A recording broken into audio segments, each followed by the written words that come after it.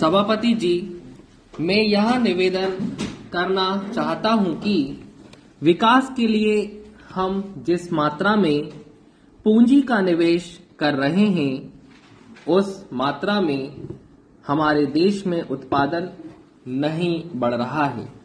लोग सामान खरीदने की शक्ति तो रखते हैं, लेकिन उसके अनुसार बाजार में सामान नहीं आ रहा है।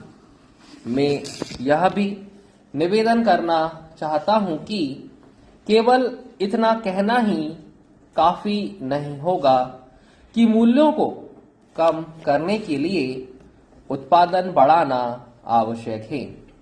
यह एक ऐसी चीज है जिसमें किसी का मतभेद नहीं हो सकता है।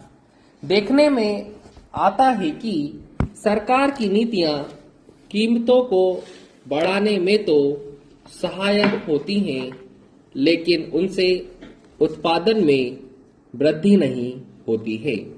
मैं चाहता हूं कि सदन में इस बात पर गंभीरता से विचार किया जाए। माल को इधर से उधर ले जाने में जो किराया देना पड़ता है, उसके कारण कीमतों में वृद्धि होती है। मुझे आश्चर्य है कि वित्त मंत्री महोदय ने अपने भाषण में यह तो अवश्य कहा है कि कीमतों में वृद्धि होने से उन्हें चिंता हो रही है, किंतु इसे रोकने के लिए कौन से उपाय किए जा रहे हैं, इस संबंध में वित्त मंत्री ने अपने भाषण में उल्लेख नहीं किया है।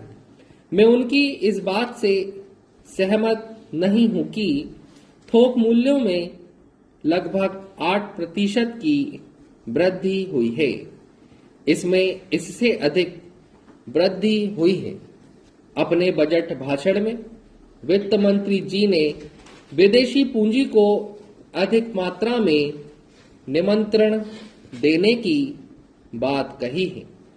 आज हमारे देश के आर्थिक विकास की जो स्थिति है, उसमें बिना विदेशी पूंजी निवेश के हम नहीं चल सकते हैं। लेकिन विदेशी पूंजी बड़ी मात्रा में देश भर में आए, इसके जो खतरे हैं, उसको भी नजरअंदाज नहीं किया जाना चाहिए।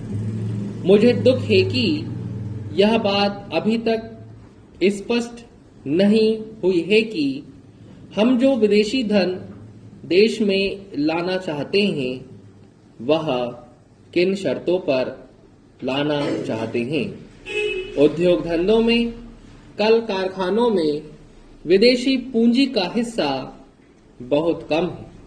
यह बात वित्त मंत्री ने कही है। ध्यान देने की बात यह है कि विदेशी धन पर हमारे देश में जो मुनाफा हो रहा है, वह अन्य देशों की तुलना में काफी है।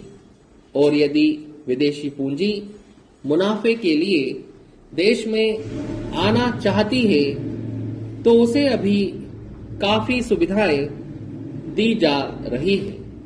मैं आपके माध्यम से सरकार का ध्यान इस बात की ओर दिलाना चाहता हूं कि हमारे देश में धन चंद लोगों के पास एकत्रित होता जा रहा है। यह स्थिति ठीक नहीं है।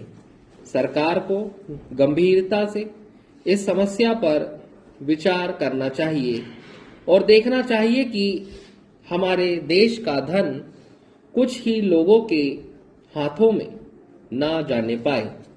पूंजी को कुछ ही हाथों में जाने से रोकने के लिए सरकार ने कुछ कदम उठाए भी हैं। इसलिए मैं यह निवेदन करना चाहता हूं कि सरकार ने जो इरादा किया है, उस इरादे को पूरा करने के लिए प्रयत्न करना चाहिए।